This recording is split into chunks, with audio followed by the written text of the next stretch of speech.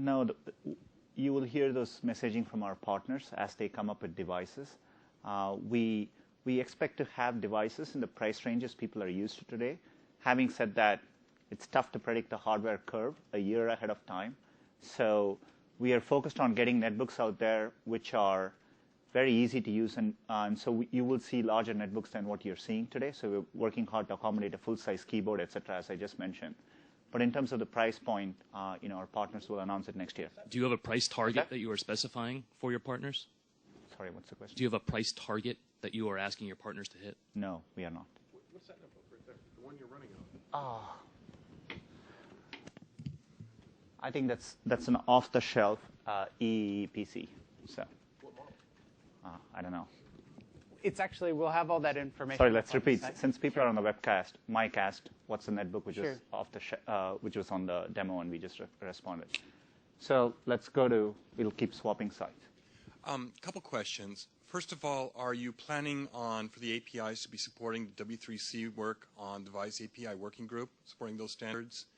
And second question, as I understand it, you're going to be specifying down to the component level what the device can use.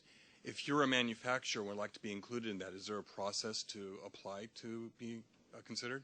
Let me answer the second part of the question first, and Matt will answer the API question. So in terms of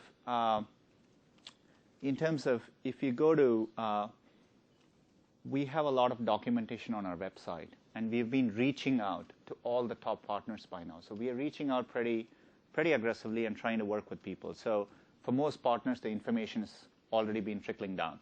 I mean, it's been going both ways between the two companies. We will also have plenty of documentation.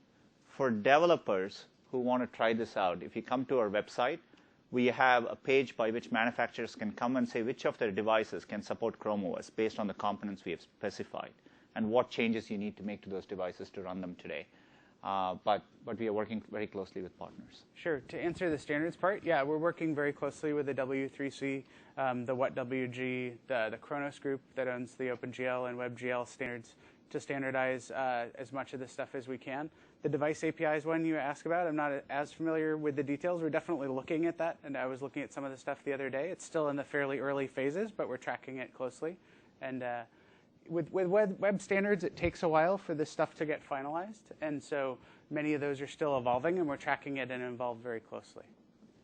But in general, we want to see all this get standardized and supported across multiple browsers running on multiple operating systems. Jean-Baptiste Su with the French News Agency. Will you think about having an application store, like let's say like a market for Android? And what about a driver certification? Is Google going to certify all the drivers that OEMs will have to develop for, let's say, video cameras or cameras? Last question is, what about maybe editing applications? So if I want to edit photos or videos, I can. It seems I cannot do it with Chrome OS. Okay, so there are 3 questions there. So let me remember and go through them. The first question is, will we have an application store? So we'll have a lot more details to announce in this area. I showed some initial concepts of how people can discover applications. You saw me play a chess game. We really care. The web has great applications. I see every other app platform count the number of applications. The reason they can count is it's countable. In the web, there are hundreds of millions of applications. So our job is to make sure people can discover those applications. So we'll be working hard at solving the problem. Your second question was? Driver certification. I can take that. So on testing of drivers and selection of hardware components, we're working closely with hardware partners on that stuff. And we definitely want to make sure that the systems are built with based off our reference designs that Sundar mentioned, with very high quality components, with open source drivers wherever possible. And we definitely have a testing plan that we're working on to make sure that it all works at the end of the day. The drivers are of the highest possible quality. Absolutely. The third question, I'm sure the question will come up in different forms. So the question is, there are applications today which are not available on the web. And you mentioned a few examples. The short answer is, first of all, we are really focused as the use case for this device. Most people who buy this device next year, we expect them to have another machine at home, right? We are trying to deliver a device, a companion device, It may be your primary device in terms of the amount of time you spend, right? But the goal of this device, for it to be a delightful experience for you to be on the web. So that's the scenario we are focusing on. There are a few use cases where it's challenging. Even in those areas, there are actually alternatives on the web than people realize today, right? So we will be doing a good job of surfacing those applications which can solve those problems. There will be some things which this will not be able to do. If you're planning to spend your entire day, if you're a lawyer, editing contracts back and forth, this is not the right machine for you, not what we will come out with next year. So, thank you. Question? I'm wondering about codec support, generally a problem for desktop OSs, especially from an open source point of view, and Sure. also native client support. Does everything that works in Chrome work in Chrome OS? Yes. So I'll take the second part first. So certainly everything that works in Chrome works in Chrome OS, and that includes codecs. So the codecs that we've done with HTML5 video codec and audio codec certainly will make sure they work in Chrome OS, and we're working to add support for more and more codecs. We also, as you saw, we run Flash today, and we run the Flash codecs, and are very committed to that. We're also doing a lot of work with codec hardware acceleration.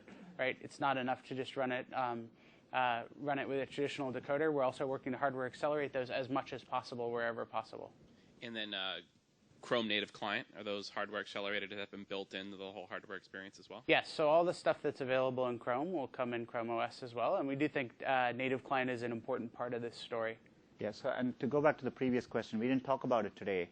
In addition to the HTML5 capabilities you heard about, we are investing a lot in additional technologies like native client, which will make it really possible for some of the most performance-intensive desktop applications to be written as web applications. Sure. So we are working on that.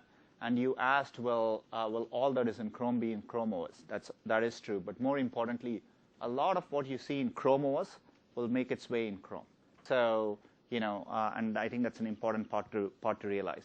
On day one, when we launched this, a lot of the capabilities, and if you're an app developer, what we expose will already have well over 50 million users, right? Because every Chrome user will be able to see the applications menu, etc. So I think that's very, very important to understand. Do you support Silverlight?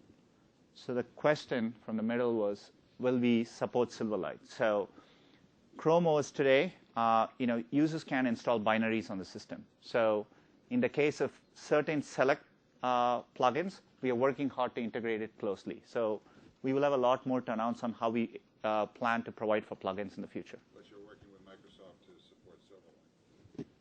Sorry, I don't have anything to comment on that question right now. Question there? Yeah, my question was actually about plugins.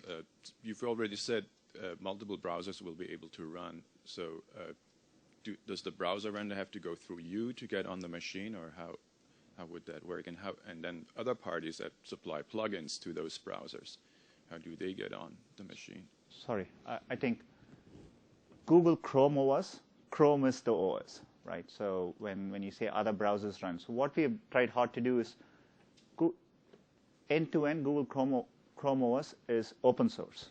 It's free, open, and redistributable. So if another browser vendor or anyone else out there is interested in making a similar operating system with their browser, we want it to be possible. So we are working hard to make sure the code is available for them to do it. But to swap, so that's the way I would answer that question. Okay, but didn't you say before multiple browsers will be able to run? Isn't that what you said? I don't recall either of us ever saying that.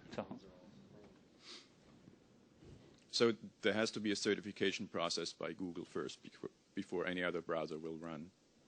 No. So just so that you understand, in Google Chrome OS, Chrome is the operating system. So there is no certification process for another browser to run.